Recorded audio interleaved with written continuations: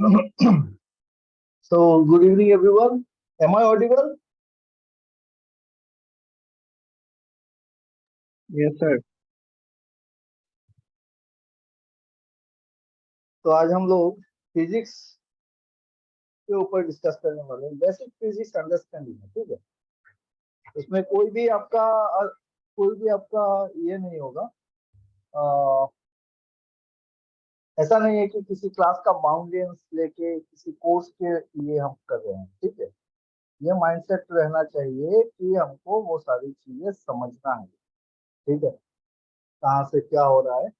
तो एक basic idea हर एक चीज का, फिजिक्स। पहले तो ये बताओ कि फिजिक्स जब हम बोलते हैं, फिजिक्स से क्या समझ में आता है, बताओ। एनीवन? फिजिक्स किसको बोलते हैं?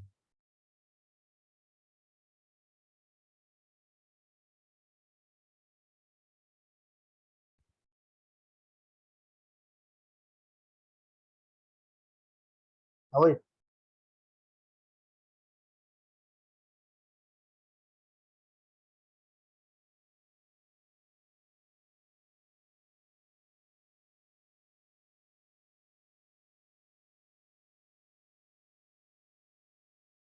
प्रियंका?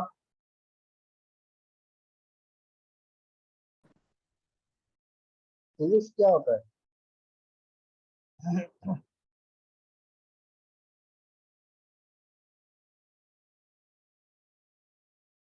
एसडी कौन है? एसडी क्या नाम है आपका? एसडी बोलने से एसडी गायब हो गया।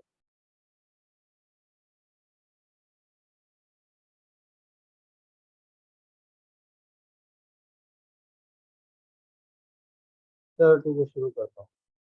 देखो, हम लोगों को लगता है ना कि हम लोगों को बहुत कुछ आता है, बहुत कुछ समझ में आता है, बहुत कुछ जानते हैं।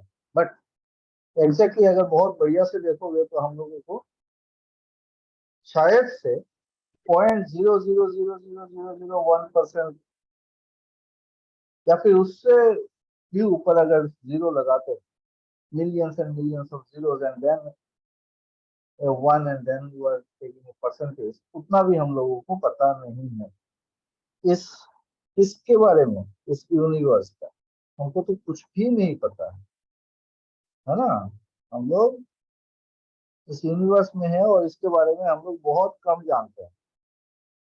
लेकिन हम जितना जानते हैं और जो हमको दिखता है वो सारी चीजें क्यों होती है, कैसा होता है, वो सारे लॉस को जब हमने देखा कि अगर इस टाइप से कुछ होता है तो ऐसा ही होगा, इस टाइप से जब हमने एनालिसिस शुरू किया, और ये एनालिसिस सिर्फ ह्यूमन बीइंग्स ही कर पाया है, तो हमने देखा पूरा का पूरा एंटायर यूनिवर्स को हम दो पार्ट में डिवाइड कर सकते हैं। एक को हम लोग मैटर बोलते हैं और दूसरे को हम लोग फील्ड बोलते हैं। तो दो ही चीजें हमको देखने को मिलती है, एक मैटर होता है, दूसरा फील्ड होता है। और जो मैटर है इस एंटायर यूनिवर्स में, मैटर वो सारी चीजें होती है जिसका मास होता है और जिसका वॉल्यूम होता है। तो मैटर वो सारी चीजें हैं जो क्या होता है, इसका कुछ मास होता है और ये वॉल्यूम ऑक्युपाई करता है स्पेस में, स्पेस में वॉल्यूम ऑक्युपाई करता है।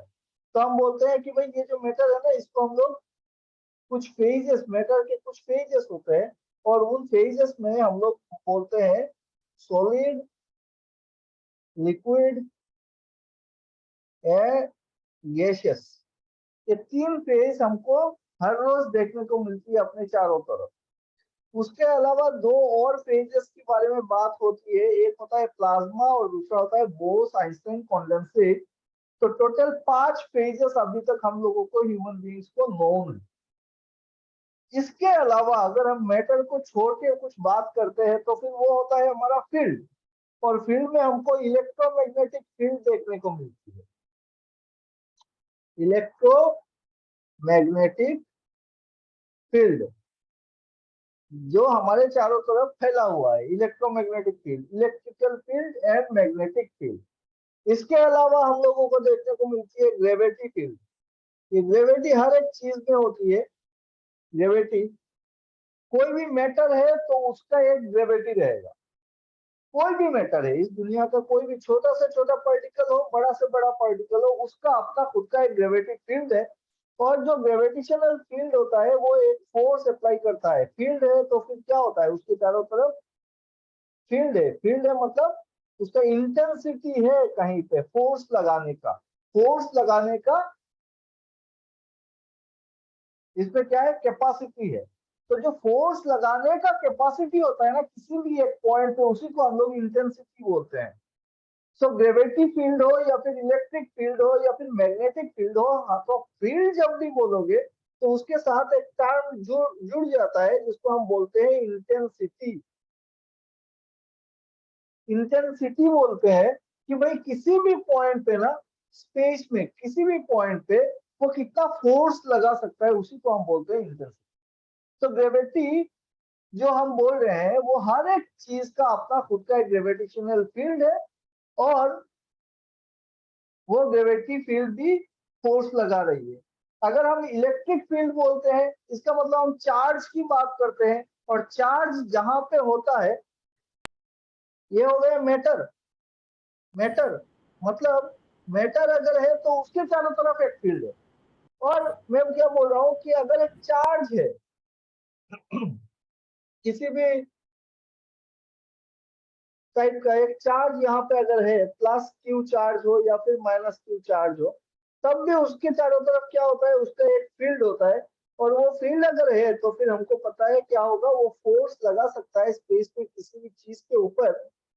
और कितना फोर्स लगा सकता है किसी भी एक पॉइंट पे, उसी चीज को हम लोग बोलते हैं उसका इंटेंसिटी।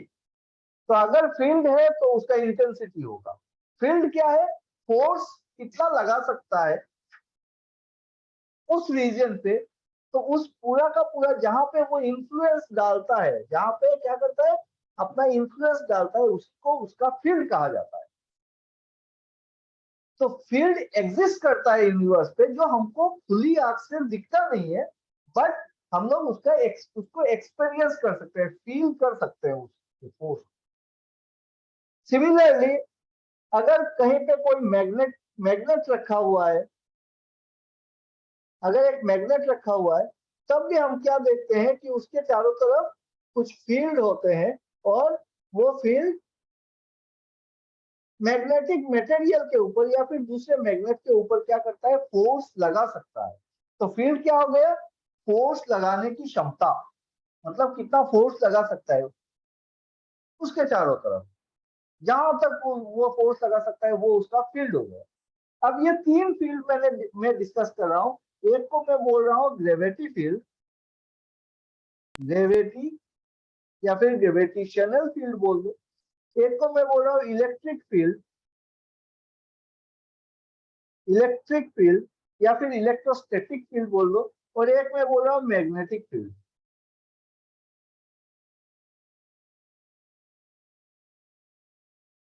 है ना। तो तीन फील्ड की बात कर रहा हूँ, gravity field, electric field, magnetic field. और मैटर में भी तीन मैटर की ही बात करेंगे कि solid, liquid and gases. Plasma और बोसॉन इंस्टेंट कंडेंसेट के ऊपर बहुत कम डिस्कस किया जाता है। तो अगर ये तीन फील्ड है, तीनों फील्ड का तीनों फील्ड का अगर आप कुछ कॉमन चीजें देखते हो तो क्या दिखता है हमको, देखो कि फोर्स लगाता है ना। फील्ड का मतलब क्या है कि वो फील्ड किसी दूसरे चीज के ऊपर कुछ फोर्स लगा सकता है। जरूरी नहीं है कि हर एक चीज के ऊपर फोर्स लगाए। जैसे अगर मैग्नेटिक फील्ड है तो वो सिर्फ मैग्नेटिक मटेरियल के ऊपर ही फोर्स लगा सकता है, वो किसी नॉन मैग्नेटिक मटेरियल पे फोर्स नहीं लगा सकता है। सिमिलरली इलेक्ट्रिक फील्ड वो चार्ज के ऊपर फोर्स लगा सकता है ना। अब बात यहाँ पे आती है कि ग्रेविटी फील्ड जो है वो क्या क्या चीजों के ऊपर फोर्स लगा सकती है। हमको पता है कि हम अर्थ पे रहते हैं, इस यूनिवर्स का एक प्लेनेट है, छोटा सा प्लेनेट, और उस छोटे से प्लेनेट पे हम लोग रहते हैं। और हम बोलते हैं कि इसके चारों तरफ क्या है, इसके चारों तरफ एटमॉस्फेयर है, और उसका एक ग्रेविटी फील्ड है, और जो ग्रेविटी फील्ड है ना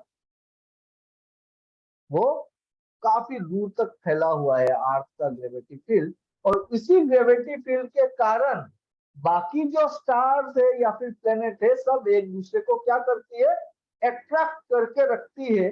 सिमिलरली हम लोग अर्थ के ऊपर सरफेस पे अगर चिपके हुए हैं और हवा में नहीं उड़ रहे हैं, तो उसके पीछे भी एक ही कारण है कि हमको ग्रेविटी नीचे की तरफ, सेंटर की तरफ खींच रही है, नीचे तरफ खींच के पकड़ के रखा है, इसीलिए हम लोग हैं। तो ये पकड़ लो, यहाँ पे दूर कहीं पे अपना सन है, और यहाँ पे अपना अर्थ है, और यहाँ कहीं पे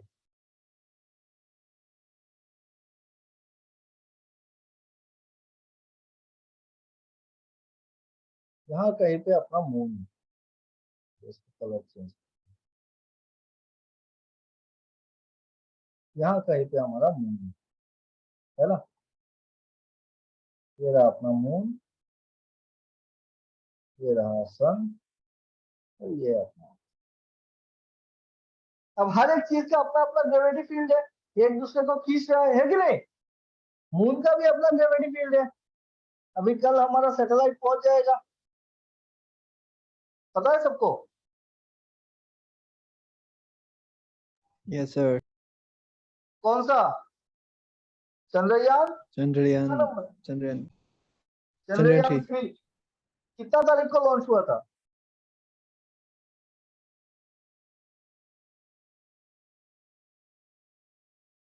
कितना तारीख को लॉन्च हुआ था? अच्छा, कहां से लॉन्च हुआ था?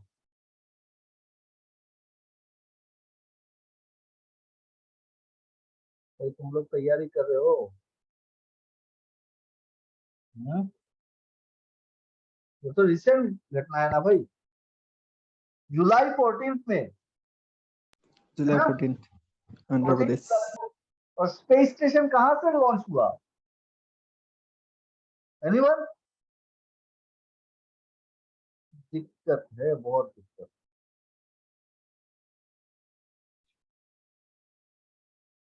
सतीश धवन, ये कहाँ पे है? श्रीहरिकोटा तस्लनिगे। श्रीहरिकोटा। श्रीहरिकोटा। श्रीहरिकोटा। तो इंडिया का स्पेस स्टेशन जहाँ से हम लोगों का सैटेलाइट लॉन्च करते हैं, श्रीहरिकोटा आंध्र प्रदेश में है। और 14 जुलाई को हमारा चंद्रयान लॉन्च हुआ, और कल जाके वो अपना ऑर्बिट पे सेट होने वाला है। अब बात करते हैं कि सबका अपना अपना एक ग्रेविटी फील्ड है। तो हमारा जो अर्थ का ग्रेविटी फील्ड है, उसके ग्रेविटी फील्ड से निकल के वो सैटेलाइट जो है वो जाके कहाँ पे सेट होने जा रहा है, अपना मून के ग्रेविटी फील्ड पे सेट होने जा रहा है, उसके चारों तरफ घूमेगा। चलो ठीक है। अब हम लोग को उससे मतलब नहीं है, हमको मतलब है कि फील्ड से, फील्ड को समझने की कोशिश कर रहे हैं। तो जो ग्रेविटी फील्ड है उसमें और इलेक्ट्रिक और मैग्नेटिक फील्ड में क्या अंतर है वो बताओ।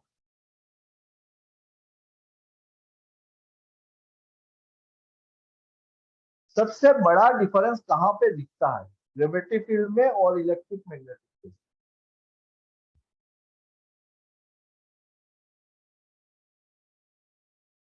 बोलो जल्दी जल्दी से, समय कम है, दौड़ना बहुत है। हाँ भाई, ग्रेविटी फील्ड, इलेक्ट्रिक फील्ड और मैग्नेटिक फील्ड का एक बेसिक डिफरेंस है। अच्छा चलो ठीक है, नहीं बता पाए, मेरे को एक बात बताओ, ये ग्रेविटी फील्ड क्या क्या चीजों के ऊपर लागू होता है?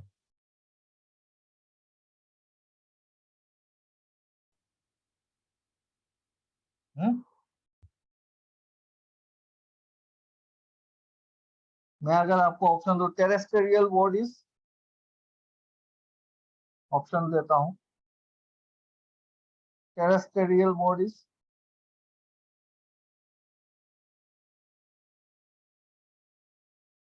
और large, any large body,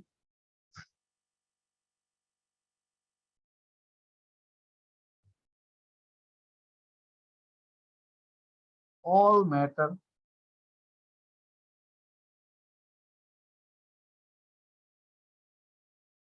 only planets। बोलो क्या होगा आंसर?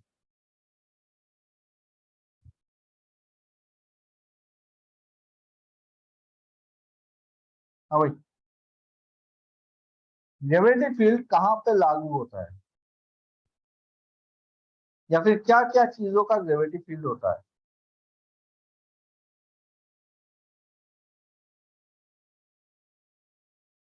আচ্ছা মাছ থকা চবৰে হ'ব। তার মানে অল All. ম্যাটার্স। তো যদি অল ম্যাটার্স এর গ্রেভিটি ফিল্ড থাকে, তোমার গ্रेविटी फील्ड আছে, Yes sir. तो हर एक चीज का अपना खुद का एक ग्रेविटी फील्ड है ना? मैंने पहले ही बोला था कि हर एक मैटर, कोई भी पार्टिकल है तो उसका अपना एक ग्रेविटी फील्ड है। तो अगर मेरा भी ग्रेविटी फील्ड है और मेरे सामने रखा हुआ इस कंप्यूटर का भी ग्रेविटी फील्ड है, मोबाइल का है, चेयर का है, अपना टेबल का है, हर एक चीज का अपना खुद का एक ग्रेविटी फील्ड है।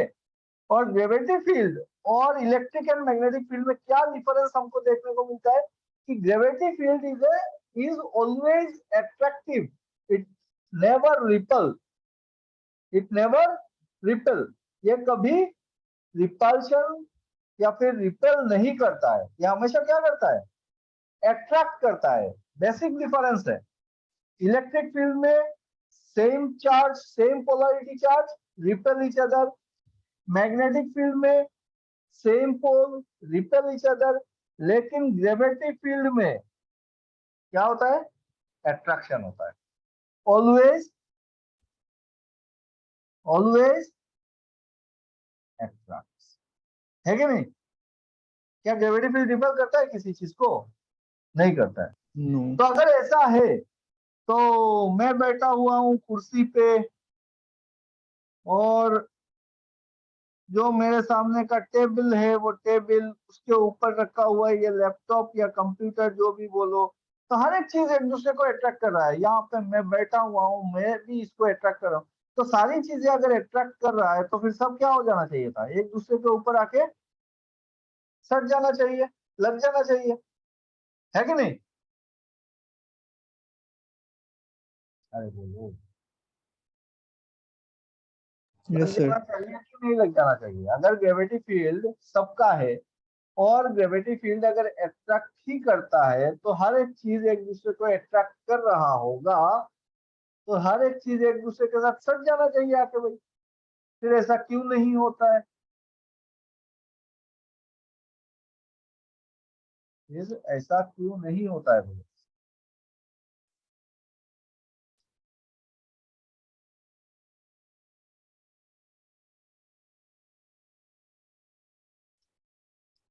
हाँ भाई बोलो, जल्दी जल्दी से बोलो।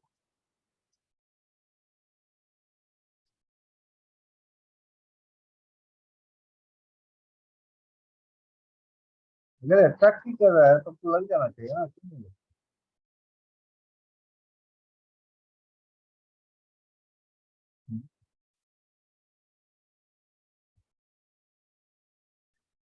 एनीवन? आप बोल रहे हो ग्रेविटी फील्ड, हर किसी का अपना खुद का ग्रेविटी फील्ड होता है। मैटर होगा तो ग्रेविटी फील्ड है, सारे के सारे मैटर हमारे चारों तरफ है, सबका ग्रेविटी मुझको खींचा है, तो मैं तो जाके वॉल में सट जाता, मैं मूव ही नहीं कर पाता।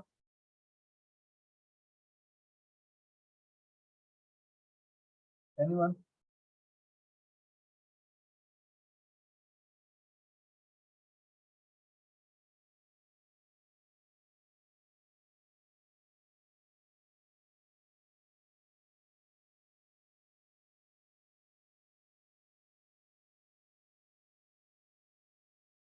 कोई जवाब नहीं है।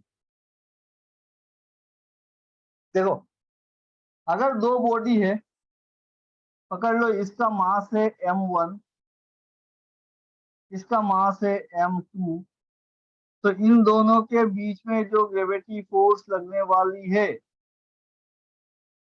इन दोनों में जो ग्रेविटी फोर्स लगने वाली है वो फोर्स कितना होगा?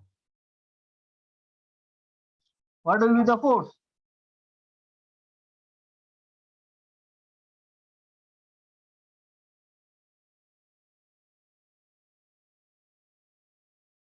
हाँ भाई, फोर्स बताओ, force.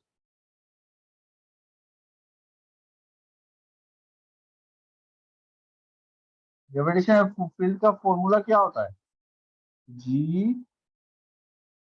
m1 m2 by d square, पता है?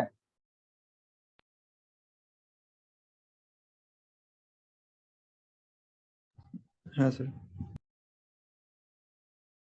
तो अगर ये G m1 m2 by d square होता है, G का वैल्यू कितना है? अच्छा, G को क्या कहते हैं पहले ये?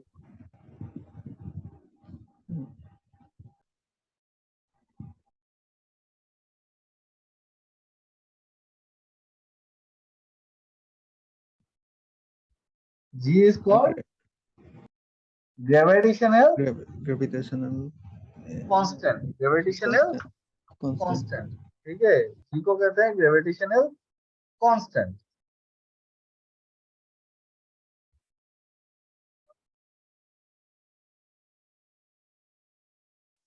m1 m2 दो मासेस है and G is your gravitational constant, ठीक है? तो D क्या है? इन दोनों के बीच का डिस्टेंस। Am I clear?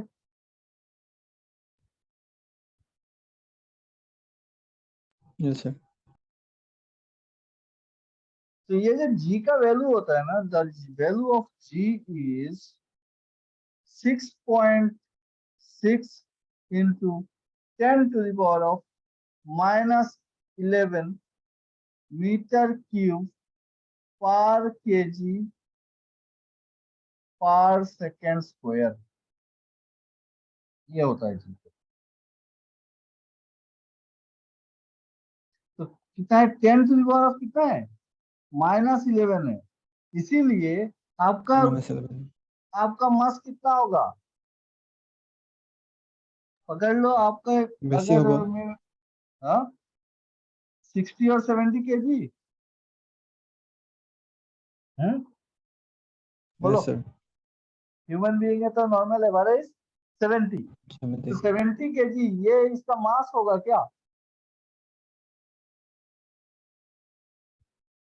हम लोग जो वे मशीन में मापते हैं, जाके खड़े होते हैं और उसमें दिखाता है 65 70 kg, हम बोलते हैं, तो क्या ये मास है मेरा?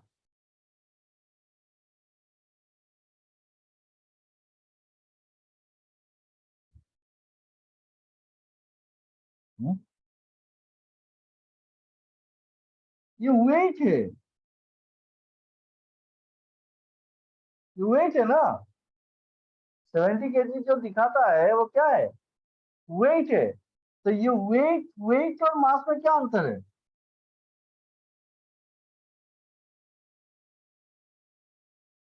वेट और मास में क्या डिफरेंस है बताओ? क्या वेट और मास सेम होता है?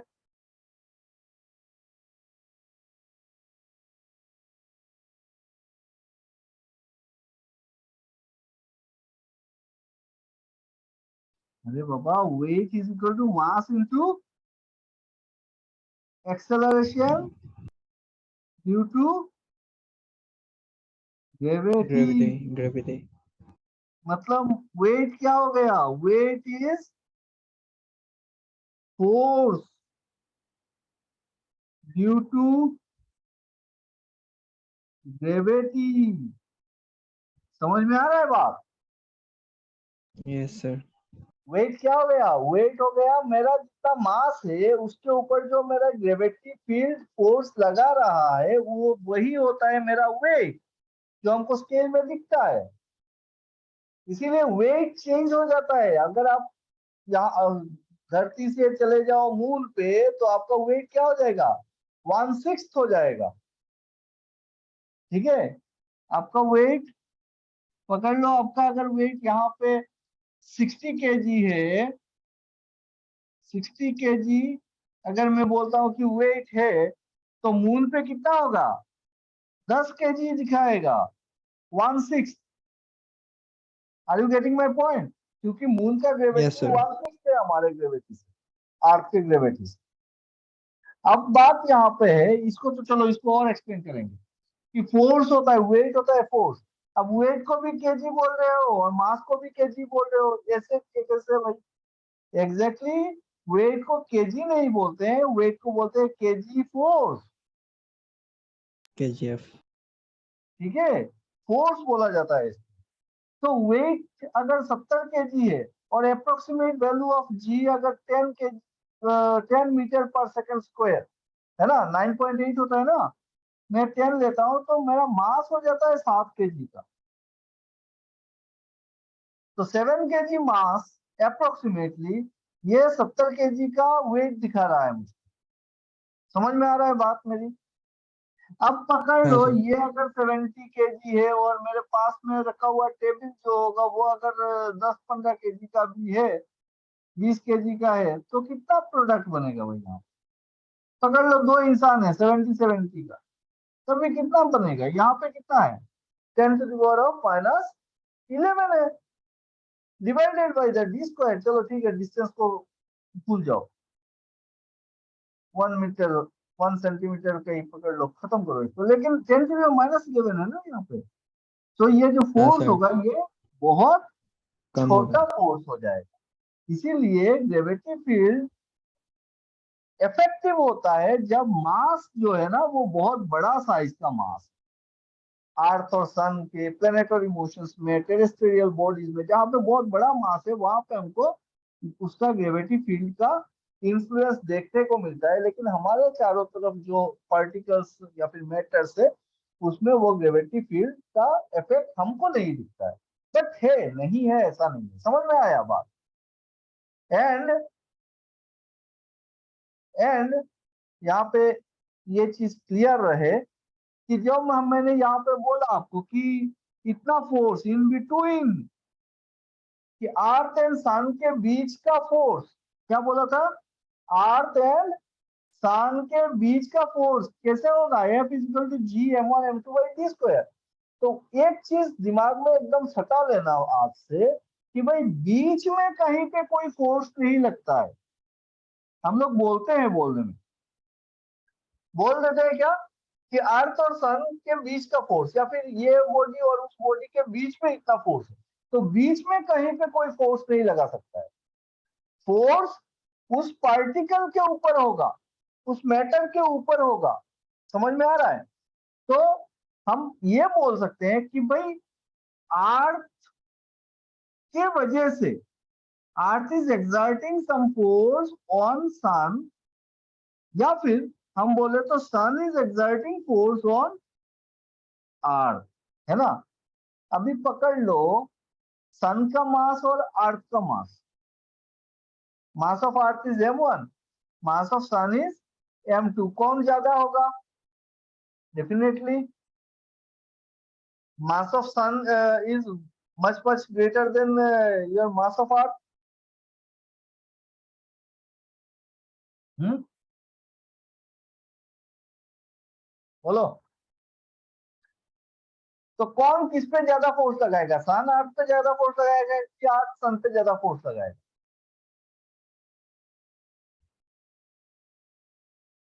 सर सामने लगाओ. सन लोग वो सोच के बताओ। अरे भाई फोर्स कैसे सन ज्यादा लगा सकता है? कौन लगाएगा ज्यादा? दोनों इक्वल फोर्स होंगे ना, Newton third law. Sorry sorry, दुइटा इक्वल हुआ. यस एग्जैक्टली, वही तो मैं बोल रहा हूँ कि हमको लगता है कि हमको सब समझ में आता है, लेकिन हमारा बेसिक अंडरस्टैंडिंग में प्रॉब्लम है, वो हमको समझ में नहीं आता है, जिसके चलते हमको हर एक चीज पढ़ते हैं और फिर कुछ सब समझते हैं और फिर कुछ नहीं समझते, फंस जाते हैं जाके।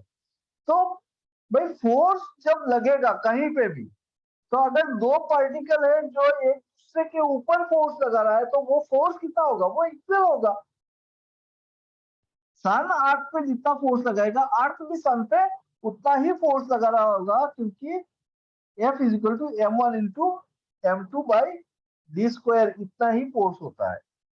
समझ में आया मेरी बात? एवरी एक्शन हाँ has sir. Equal and opposite reaction. अच्छा, और एक कॉन्सेप्ट, तो छोटा सा कॉन्सेप्ट है, ऐसे ही डिस्कस कर रहा हूं मैं आज।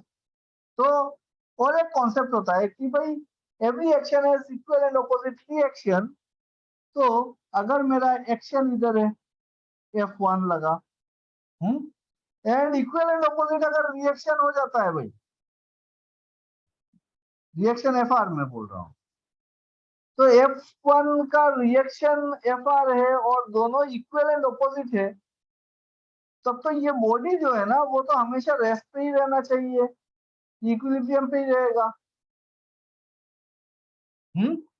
ये तो मूव नहीं करेगा कभी भी, है कि नहीं? तुम कितना भी फोर्स लगा दो, रिएक्शन इक्वल एंड ऑपोजिट अगर होगा तो ये बॉडी तो वहीं पे रह जाएगी ना। बोलो, एक बॉल है और इस पे एक फोर्स लग रहा है, मैं बोल रहा हूँ F1 का फोर्स लगा रहे हो, और F1 के फोर्स के वजह से उसका एक equal and opposite reaction F1 ही अगर होता है, हाँ, रिएक्शन भी इक्वल ऑपोजिट है, तो क्या ये बॉडी मूव करेगा? बोलो, क्या ये बॉल कभी भी मूव करेगा? दोनों फोर्स दो तरफ से, जल्दी जल्दी से बोलो। আচ্ছা মুভ কৰিব পাৰে, মাছটো ডিফাৰেন্স যদি হয়, যেটো ফোর্স ये এপ্লাই किहर কৰিছে। डिफरेंस?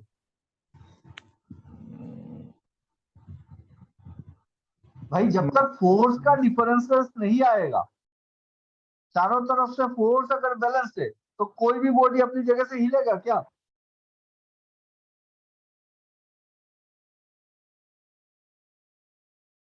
ফোর্সটো একে থাকিলে হিলিব নিহিলে, দুইটাৰ সেম हाँ, ফোর্সত থাকিলে। तो मैं इस पे जब फोर्स F1 लगा रहा हूं और मैं बोल रहा हूँ न्यूटन थर्ड लॉ से कि every action has equal and opposite reaction, और रिएक्शन जो है इक्वल एंड ऑपोजिट अगर होता है F1 इक्वल टू FR,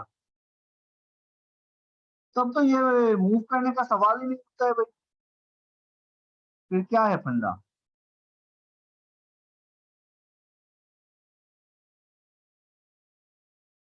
क्या है फंडा, कहाँ पे गलती हो रहा है?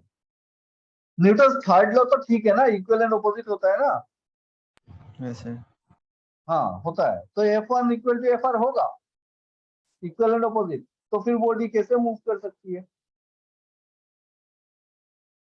सोचो सोचो सोचो।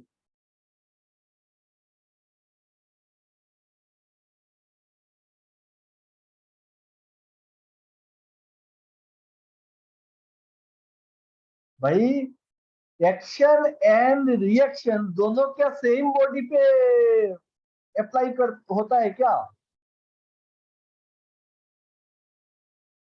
बोलो, अगर नॉट। F1 फोर्स लगा रहे हो, मतलब क्या है कि आप लगा रहे हो ना इस पे F1 का force, so if you are applying F1 force, then the ball will apply FR on you। समझ में आया?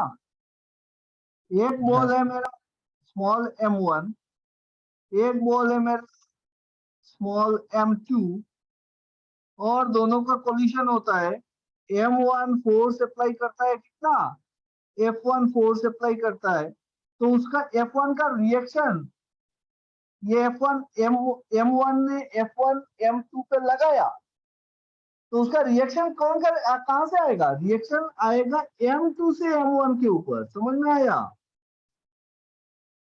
हाँ सर। ऐसा नहीं है कि एक्शन और रिएक्शन दोनों सेम बॉडी पे लग रहे हैं, सेम बॉडी पे दो फोर्स लगेंगे तो उसका रिएक्शन भी दो होगा। सेम बॉडी पे रिएक्शन एंड एक्शन दोनों नहीं है, reaction and reaction takes place on two different bodies always. ये बॉडी इसके ऊपर फोर्स लगा रही है, तो फिर ये बॉडी इसके ऊपर रिएक्शन लगाएगी। समझ में आया? And both action and reaction will be equal and opposite, F equal to m1 m2 by D square की तरह। फोर्स जितना भी लगेगा, इधर लगे उधर लगे, तो बात एक ही है। समझ में आया अभी एक्शन रिएक्शन का फंडा? हाँ सर। अब देखो और इंटरेस्टिंग बात ये है कि अब लोग फील्ड की बात कर रहे थे तो ग्रेविटी फील्ड हमको समझ में आया कि ये अट्रैक्शन ही करता है।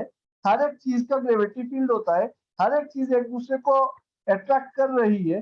लेकिन छोटा पार्टिकल होगा, अगर मास कम होता है, मास अगर कम है तो फिर उसका फोर्स बहुत कम हो जाता है। तो gravity force is the weakest force. Gravity force जो है ना वो सबसे कमजोर फोर्स है।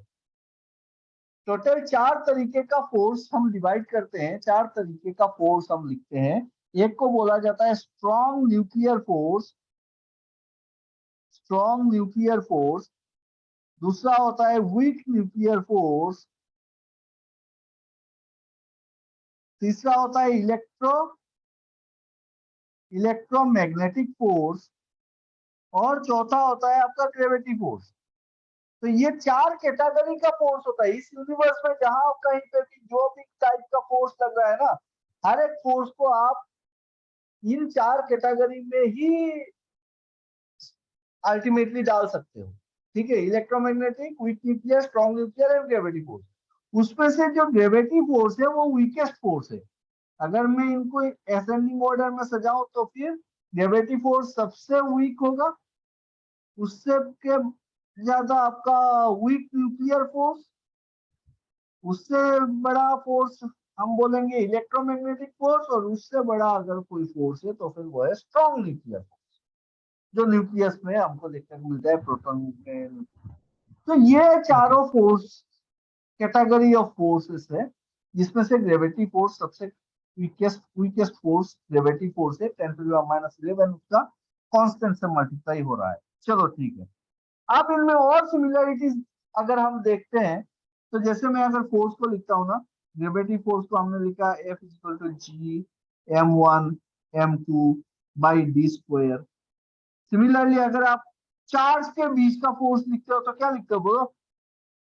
Q1 Q2 by are square.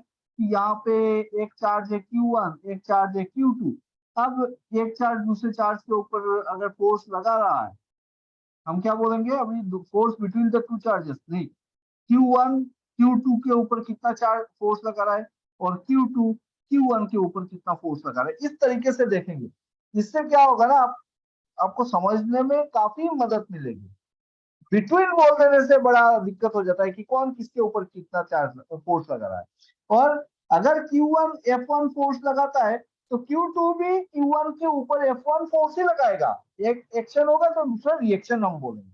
समझ में आ गया? फोर्स दोनों बराबर होंगे, एक्शन और रिएक्शन का। तो ये क्या है, चार्ज के बीच में फोर्स कितना होता है? Q1 Q2 by are square. और यहाँ पे एक कांस्टेंट हम लगाते हैं K, और K का वैल्यू जो होता है कितना होता है बोलो? बोलो, Q1 Q2 by 4 pi 4 pi epsilon epsilon naught epsilon epsilon R R square. इतना फोर्स होता है ना। K का वैल्यू हो जाता है 1 बाई, K का वैल्यू होता है 1 by 4 pi 4 pi epsilon naught epsilon. Epsilon. Epsilon equal to epsilon naught into epsilon naught, है ना? Epsilon is the permittivity, absolute permittivity of the medium. Epsilon naught is the absolute permittivity of the of air or vacuum. Epsilon r is the absolute permittivity of relative permittivity of the medium. है कि नहीं भाई? बोलो। हाँ sir, हाँ sir. तो ये होता है फोर्स। कौन सा फोर्स? इसको हम बोलेंगे इलेक्ट्रोस्टैटिक फोर्स, है ना? Electrostatic force. इसको हम हाँ सर। बोलेंगे ग्रेविटी फोर्स। और क्या बच गया? Magnetic force. मैग्नेटिक कि भाई अगर यहाँ पे एक M1 पोल है, यहाँ पे अगर एक M2 पोल है, तो इनके बीच में कितना फोर्स लगेगा? वो होगा F इज इक्वल टू, बोलो, M1 M2 by are square. इन दोनों के बीच का डिस्टेंस अगर R है, तो M1 और M2 दो पोल है, उनके बीच पे। और यहाँ पे भी एक कांस्टेंट की बात आएगी K, और वो कांस्टेंट कितना होता है बोलो? 4 pi mu naught mu naught mu R. Mu R R square, where constant mu is the mu is the, क्या बोलते हैं म्यू को? म्यू को क्या बोलते हैं? परमिएबिलिटी।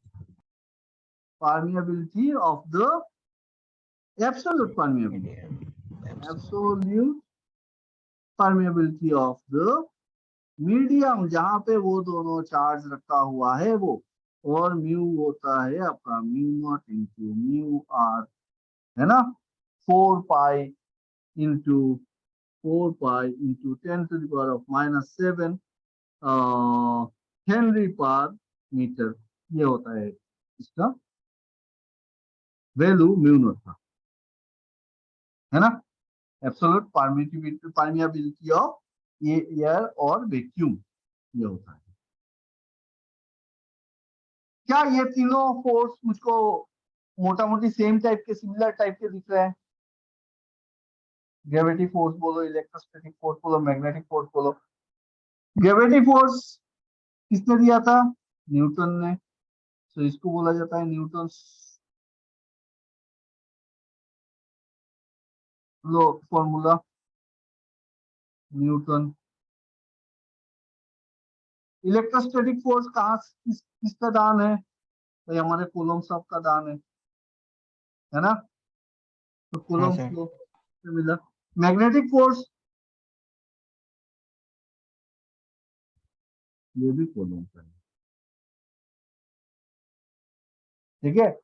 So Coulomb's force जो है, Coulomb's law, it is resembles with your Newton's law और Newton's universal law। Universal law बोलो या फिर law of gravity बोलो, उसके साथ मैच होता है। समझ में आया मेरी बात? बोलो भाई। हाँ सर।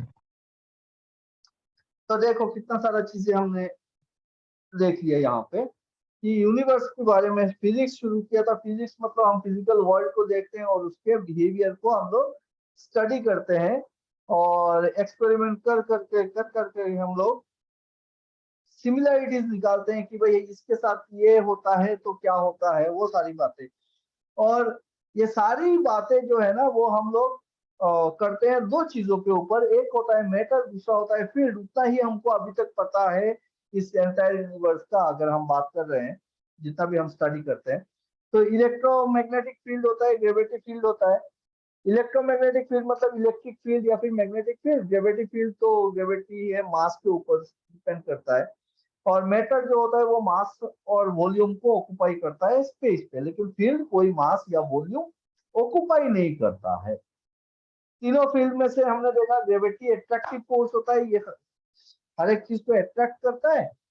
और ग्रेविटेशनल कांस्टेंट जो होता है वो होता है 6.6 इंटू 10⁻11 मीटर क्यूब पर केजी पर सेकंड स्क्वायर।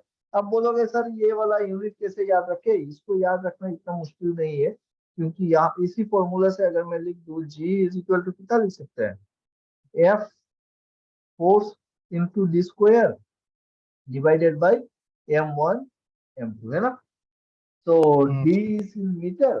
फोर्स होता है आपका, फोर्स का मतलब क्या है? Force, force F is equal to M A, mass into acceleration, है ना।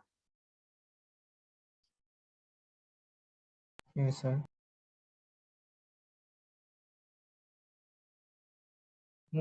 मास इंटू एक्सेलरेशन। तो मास हो गया आपका ऊपर केजी, एक्सेलरेशन हो गया मीटर पर सेकंड स्क्वायर, और फिर यहाँ पे डी डिस्टेंस, तो डिस्टेंस भी हम लेंगे मीटर स्क्वायर पे। नीचे आ गया आपका केजी इंटू केजी, तो केजी स्क्वायर। तो अभी काटो, केजी और स्क्वायर चला गया, इधर हो गया मीटर स्क्वायर इंटू मीटर मतलब मीटर क्यूब, मिल गया मीटर क्यूब। और एक केजी नीचे रह गया तो केजी टू द पावर -1 और आपका सेकंड हो गया।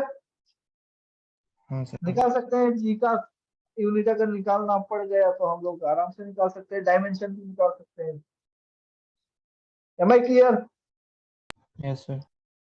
तो कॉन्सेप्ट में एक चीज हमेशा याद रखना है, जब भी हम फोर्स की बात करेंगे, फोर्स, तो फोर्स कोई ना कोई फील्ड लगा रहा होगा या फिर फिजिकली एक दूसरा टच कर रहा होगा। तो फोर्स कभी भी, हम लोग जब कभी भी देखेंगे फोर्स को ना, तो ऐसा नहीं देखेंगे कि इसके बीच में कुछ फोर्स लगा हुआ है। हाँ, बोलते हैं कि the force between the two particles is और two bodies are this much. Force between two bodies मतलब एक बॉडी उस दूसरे बॉडी के ऊपर, या फिर force between the charges is this much मतलब चार्ज के ऊपर लग रहा है। अब कौन लगा रहा है उसको हमको समझना पड़ेगा। समझ में आ रहा है? तो जो भी अच्छा बॉडी किसी दूसरे बॉडी के ऊपर फोर्स लगा रही है, जितना भी फोर्स ये लगाएगा उसी का रिएक्टिव रिएक्शन ये वाला बॉडी इसके ऊपर लगाएगा। तो एक्शन एंड रिएक्शन हमेशा इक्वल एंड ऑपोजिट होता है, और दो अलग अलग बॉडी पे लगता है, इसीलिए एक दूसरे को कैंसिल आउट नहीं करता है। हम समझ गए अभी, है ना? अब ये हाँ बॉडी सर। M2 तभी यहाँ पे स्टैटिक रह पाएगी जब इसके ऊपर अप्लाई होने वाला दूसरा जो फोर्सेस है वो सारे फोर्सेस अगर मिलके इस F1 को नालिफाई कर दे, तब जाके वो इक्विलिब्रियम पे रह सकती है।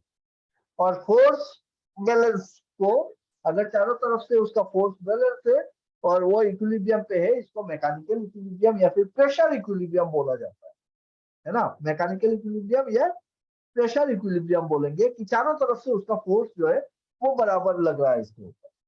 तो हमने देखा भाई कि चार्ज होगा तो चार्ज के ऊपर भी फोर्स लगेगा, अगर पोल होगा मैग्नेटिक तो पोल के ऊपर भी फोर्स लगेगा, और अगर मास है पार्टिकल है तो उसके ऊपर भी फोर्स लगेगा।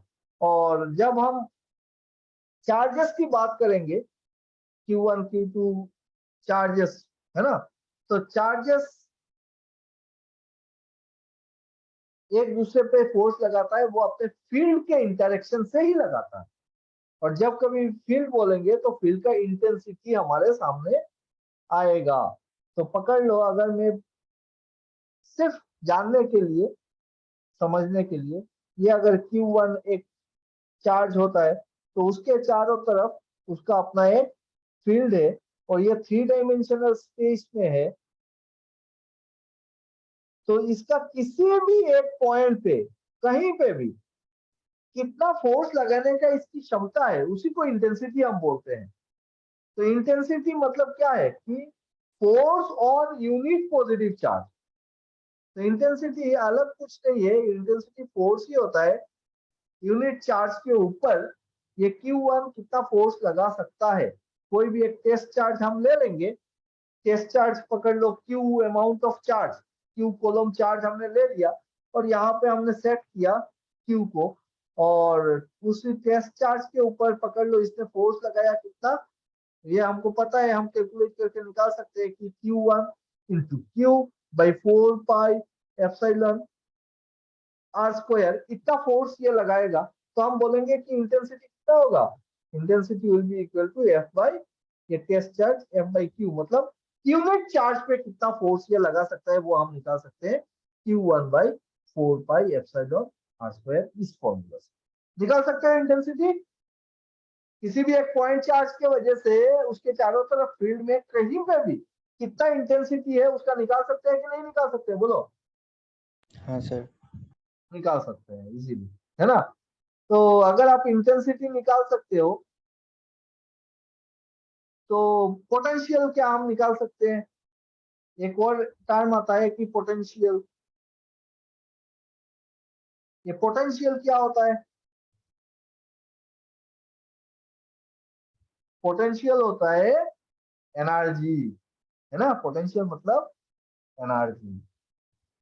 तो इसके बारे में बात करेंगे, उससे पहले एनर्जी टर्म जब आ गया ना, तो एक चीज में खींच लेता हूँ, ज्यादा टाइम नहीं है, कि फोर्स, हम बोले force is equal to mass into acceleration, है ना?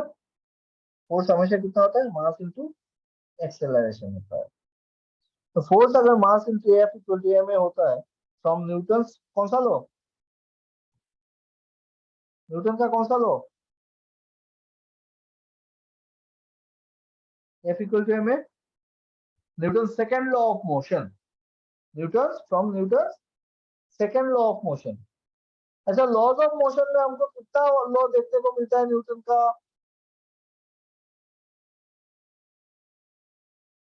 लॉज ऑफ मोशन कितना है? 3 लॉज ऑफ मोशन है ना, Newton laws of motion, 3 laws of motion के ऊपर ये पूरा का पूरा यूनिवर्स काम कर जाता है ना। हाँ सर।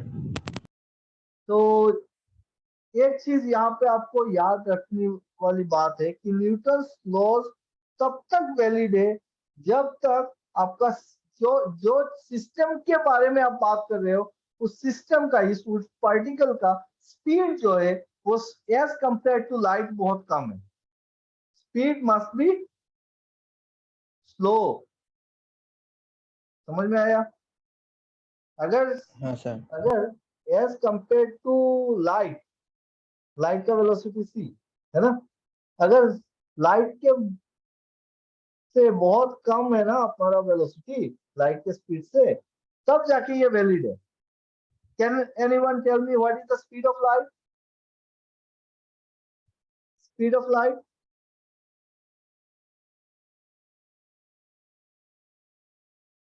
कितना है? स्पीड ऑफ लाइट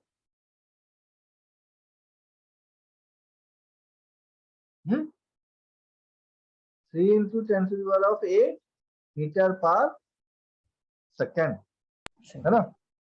और हमारा वेलोसिटी क्या होता है? आप अगर उड़ाओगे तब भी आप 120 किलोमीटर पर आवर के हिसाब से जा रहे हो, 400 किलोमीटर पर आवर के हिसाब से जा रहे हो, है ना। तो 3 into 10 to the power of 8 metre per second का स्पीड किस कंपैरिजन में, क्योंकि जैसे ही जैसे आपका स्पीड बढ़ता है तो फॉर्मूला चेंज होते हैं, मास आपका कांस्टेंट नहीं रहता है। समझ में आ रहा है? मास चेंज हो जाता है और वो 1/√1 minus of v square by c square इस बेसिस पे चेंज होता है। तो जब तक ये v छोटा है, बहुत छोटा है, नेग्लिजिबल है ये पार्ट, तब तक तो if M is equal to M naught, मतलब एब्सोल्यूट मास हम बोल सकते हैं कि मास कांस्टेंट है।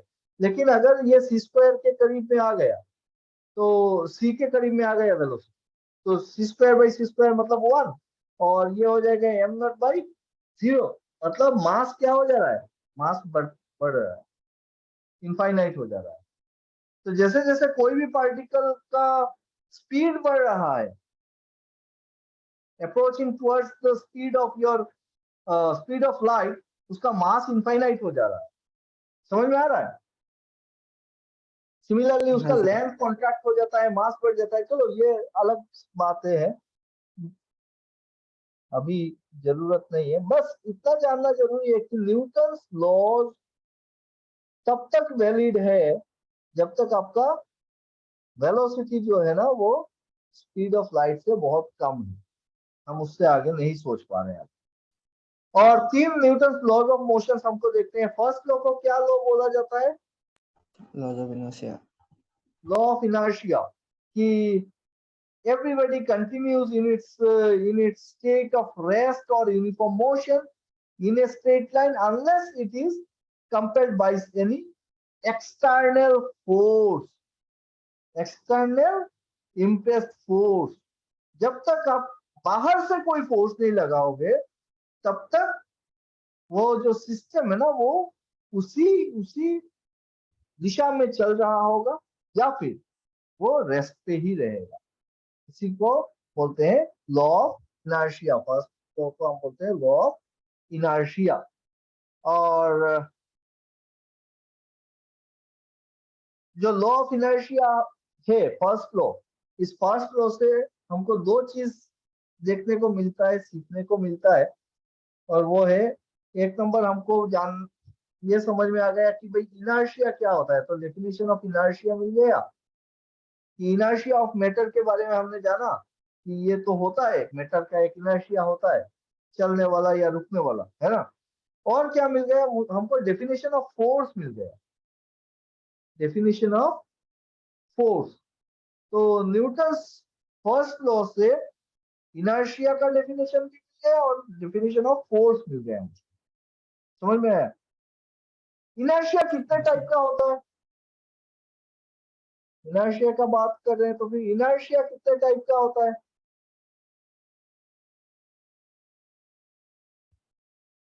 बोलो कितने टाइप का इनर्शिया होता है? इनर्शिया ऑफ रेस्ट, আৰু এটা motion inertia of rest and inertia of motion, ये दो जानते हैं। और एक हाँ है sir inertia of direction, inertia of direction, direction ठीक है। तो inertia of rest, inertia of motion, inertia of direction, ये हो गया inertia। Force, mass into acceleration, और फोर्स के ऊपर भी काफी सारी बात की हमने। फोर्स, मास इनटू एक्सेलरेशन, ये हमको सेकंड लॉ से मिलता है, न्यूटन का सेकंड लॉ ऑफ मोशन से। और इसको इसको हम बोल सकते हैं सेकंड लॉ को कि मेजरमेंट ऑफ फोर्स, कि फोर्स को मेजर करने का तरीका हमको बताता है सेकंड लॉ। और थर्ड लॉ के बारे में भी हमने बात किया। और थर्ड लॉ क्या बोलता है कि every action has there is an equal and opposite, to every action there is an reaction equal and opposite reaction. और उसमें हमने देखा कि एक्शन एंड रिएक्शन कभी भी सेम बॉडी पे नहीं होता है, एक पे एक्शन होता है तो दूसरे पे रिएक्शन होता है। इसलिए action and reaction equal and opposite होने से भी जो बॉडी है वो बॉडी इक्विलिब्रियम पे नहीं रहती है ना। हाँ सर और यहाँ से और क्या बात लिख सकते हैं कि भाई जो सेकंड लॉ ऑफ मोशन है उसी को हम लोग फंडामेंटल लॉ भी बोलते हैं। क्या बोलते हैं? फंडामेंटल लॉ फंडामेंटल लॉ किसको बोला जाता है? सेकंड लॉ को फंडामेंटल लॉ बोला जाता है, ठीक है। क्योंकि सेकंड लॉ से आप फर्स्ट लॉ को भी डिराइव कर सकते हो और थर्ड लॉ को भी डिराइव कर सकते हो, तो इसी को फंडामेंटल लॉ बोला जाता है। F is equal to M A. M समझ में आ गया बात? हाँ सर इसी के साथ एक छोटा सा चीज बोल के खत्म करेंगे, और वो है मोमेंटम। मोमेंटम, ये मोमेंटम क्या है बताओ? What is momentum? मोमेंटम मतलब मास इनटू वेलोसिटी, एमवी, है ना। मास इनटू वेलोसिटी, जब कभी भी कोई भी चीज मूव कर रहा है तो वो कितना स्पीड से मूव कर रहा है और उसके साथ जो क्वांटिटी मूव कर रही है ना, वो होता है उसका मोमेंटम।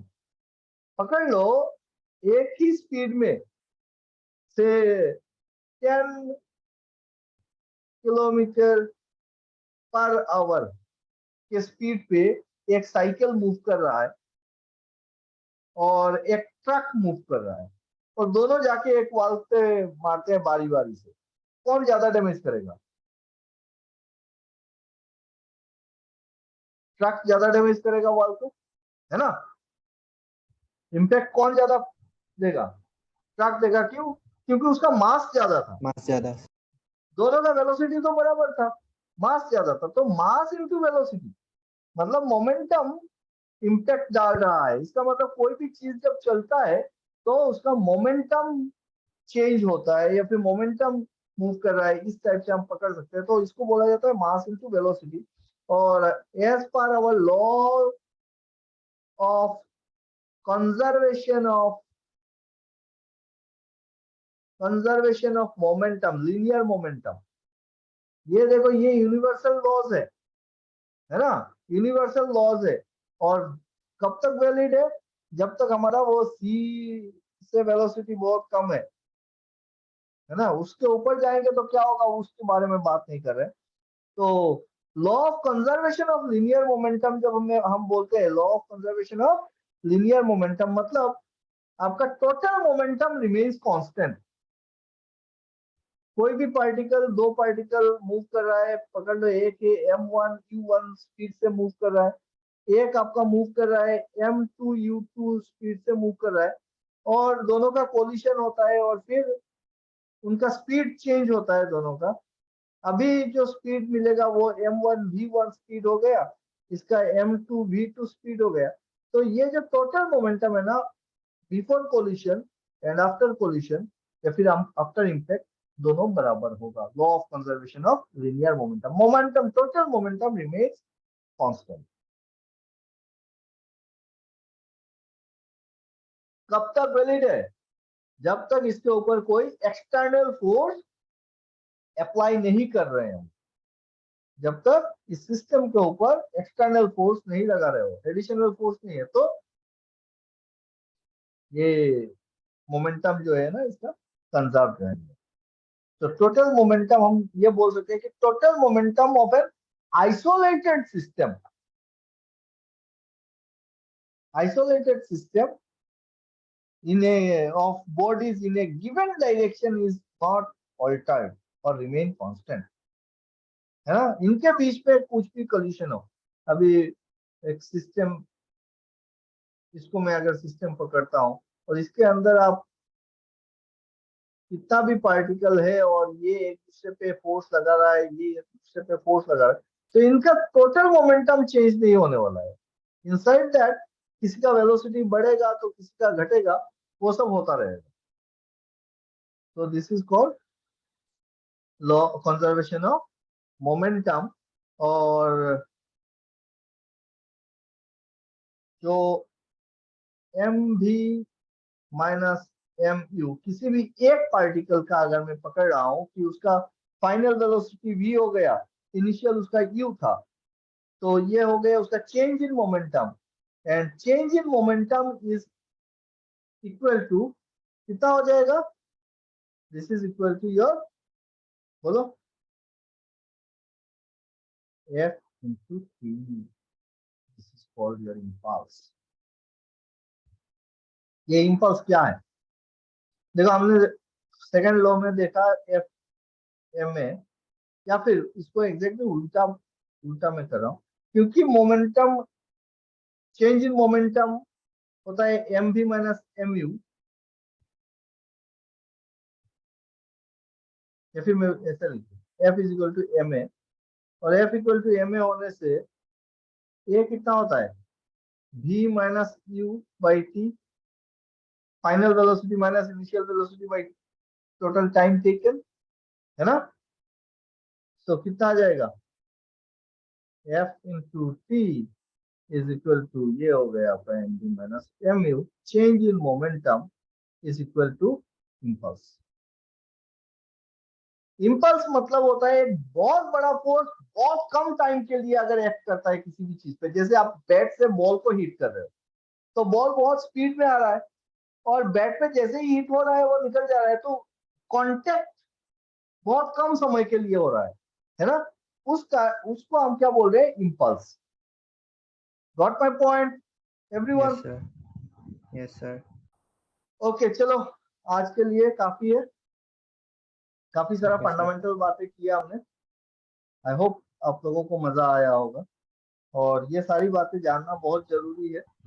फोर्स का यूनिट, फोर्स क्या हो रहा है, वर्क, पावर, देखो force, work, power and energy, इनके ऊपर जितना सोचोगे उतना बढ़िया से समझ में आएगा। हम लोग नेक्स्ट क्लास में एनर्जी और पोटेंशियल एनर्जी, काइनेटिक एनर्जी, और एनर्जी कैसे चेंज हो रहा है वर्क में, और वर्क कैसे चेंज होता है एनर्जी में। हम लोग बोलते हैं ना कि work and energy are mutually convertible, कि वर्क को एनर्जी में कन्वर्ट कर सकते हो, एनर्जी को वर्क में कन्वर्ट कर सकते हो। और हमने पढ़ा भी था इसमें थर्मोडायनामिक्स में। सो हाँ सर। उसके बारे में हम लोग नेक्स्ट क्लास में डिस्कस करेंगे, ठीक है, और ओके कुछ सर। एटॉमिक स्ट्रक्चर के ऊपर भी डिस्कस करेंगे, ठीक है। Okay sir. चलो बाय बाय। सर নেক্সট আকৌ ক্লাছ হ'ব নেকি? হয় হয় কেইটা বজাত হ'ব স্যার? টাইম দিয়া আছে 9:30 দিয়া আছে না। ঠিক আছে স্যার, হ'ব। Okay. Thank you sir.